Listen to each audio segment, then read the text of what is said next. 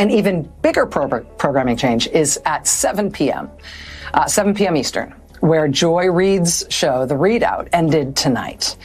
And Joy is not taking a different job in the network. She is leaving the network altogether. And that is very, very, very hard to take.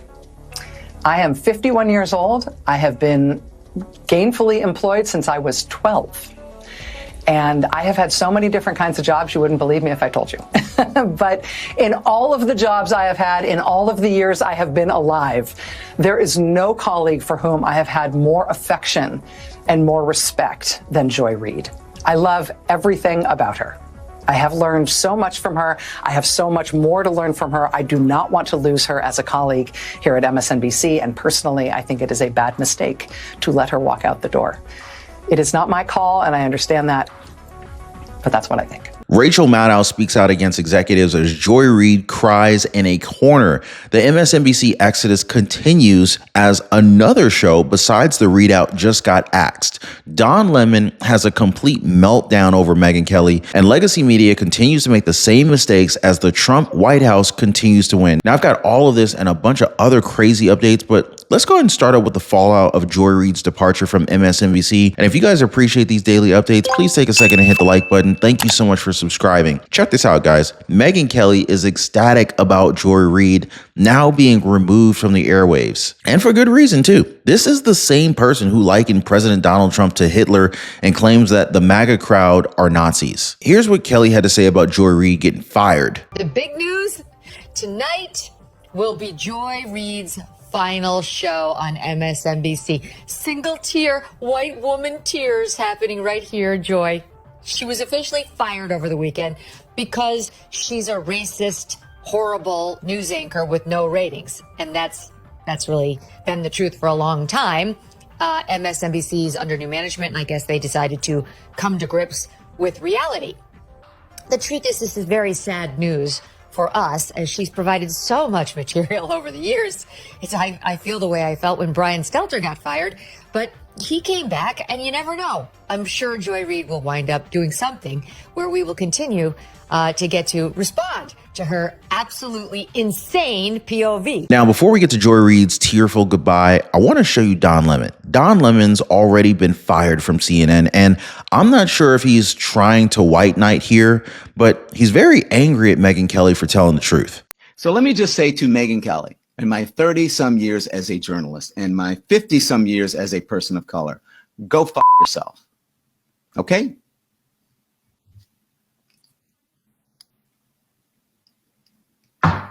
I usually don't like to talk about her because she's one of those people, she thrives on it. She has built the second part of whatever of her career on being a troll. So this is what Megyn Kelly said about Joy Reid, right?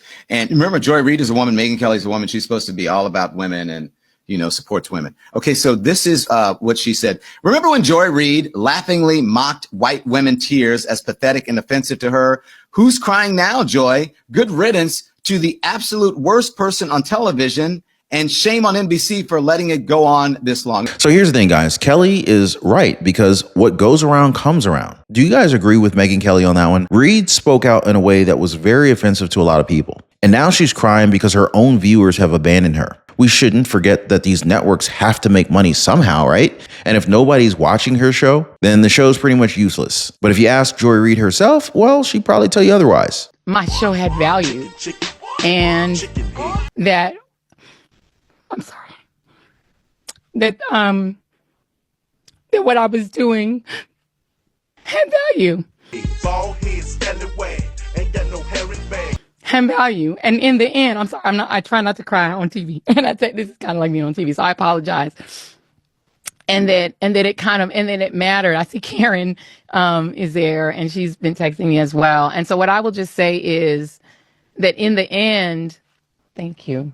Where I land is that the moment of guilt that I felt, that I went hard on so many issues, whether it was the Black Lives Matter issues of a young baby or a mom or a dad that was killed, or when we opened up people's eyes to the fact that Asian Americans were being targeted and not just Black folks, or went hard for immigrants who've done nothing but come to this country like my parents did, and try to make a life and defended them, or whether we've talked about what the president is doing that is subversive to the Constitution, that is injurious to our liberty, defending books that people find inconvenient, that Nicole Hannah-Jones put into our spirit, that we need to understand 1619 as the real founding of this country. Now, MSNBC isn't just cleaning a little bit here and there. They've also removed Eamon Monyeldon's weekend show. And just to remind you who this guy is, here he is talking about President Trump and Elon Musk.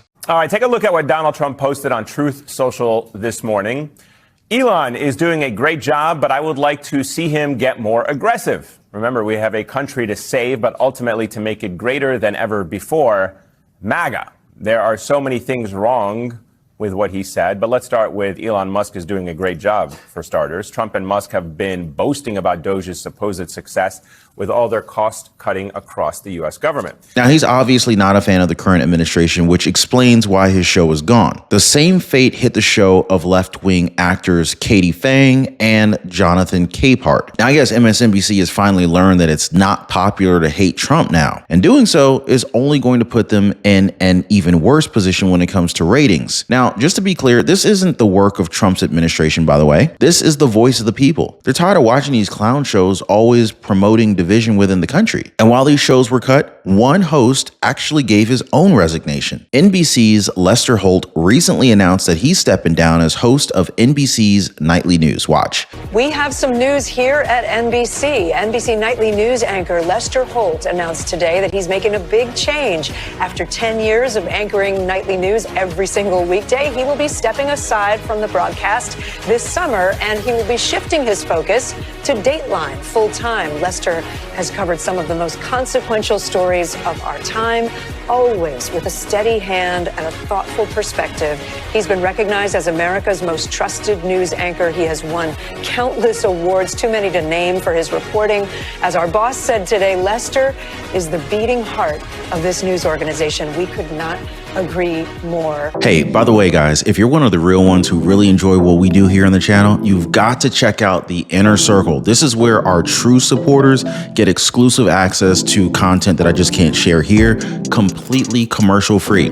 It's also the best way to keep this channel going strong. So if you want to be a part of something special, join us over there. Links in the description or in the pinned comment down below. So it's pretty clear we're seeing a massive shift here when it comes to mainstream media. And the one thing that these hosts have in common is that they've been paid to spread propaganda. They've been paid to lie to all of us. But the lying is not as effective nowadays since we have X. And fact checking can easily be done with the help of free speech. Now, moving on, guys, I do want to go on to White House Press Secretary Caroline Leavitt, as she's been talking about the many wins of this administration, despite the fact that mainstream liberal media discredits their achievements at every turn. But I would go back and say that most of the mainstream legacy media, they were wrong on FISA, they were wrong on Russia, they were wrong on the case in New York, they were wrong on pretty much everything involving Donald Trump, and they never corrected themselves, did they? Mm-hmm. They never did, Sean, and the winning continues here at the White House every day. Today, a federal judge right here in Washington, D.C., denied the Associated Press's emergency request for a temporary restraining order to restore their privilege of returning to the White House press pool. And the judge's denial of the Associated Press's request reinforces what I said from the podium last week and what President Trump has been saying. Covering the American presidency in the most intimate and limited spaces in this White House, in the Oval Office, on the Air Force One, is a privilege. It is not a legal right. And we want all voices to have that opportunity. And that's why we've expanded the James S. Brady briefing room to invite truly legitimate, independent journalists, podcasters, and other media types into that room to cover this president with honesty and accuracy and with real mindfulness of what the American people actually actually care about. I also want to thank you tonight, Sean, for fact-checking James Carville for the lies that he pushed on your program last week. Unfortunately, James represents the deranged and out-of-touch Democrat Party who continue to deny the reality that this country loves Donald Trump. And in fact, President Trump is enjoying his highest approval rating from the American people than he ever has, despite the years of lies, smears, and witch hunts by the Democrat Party. Those are the facts, guys. President Trump is doing so much better compared to his first time. And it's probably because he has a much better team this go around. He's also not holding back at all because he's calling out these liberals to their faces. I mean, let's talk about the issue for a second, okay, here. The issue of biological males who identify as transgenders competing in women's sports because of a debated issue after Leah Thompson's participation in the 2022 NCAA championships, where the biological male won the 500-yard women's finals. I mean, look at him or her or them or whatever. There's also the story of North Carolina high school volleyball player Peyton McNabb, who suffered a career-ending concussion when a transgender player's spike hit her in the face during a September 2022 volleyball match. She even described the ongoing medical symptoms in legislative testimony that she gave in April 2023. Multiple college teams elected to forfeit matches against San Jose State University's women's volleyball team due to them having a biological male on the roster. Like what happened with Peyton McNabb, the San Jose State transgender player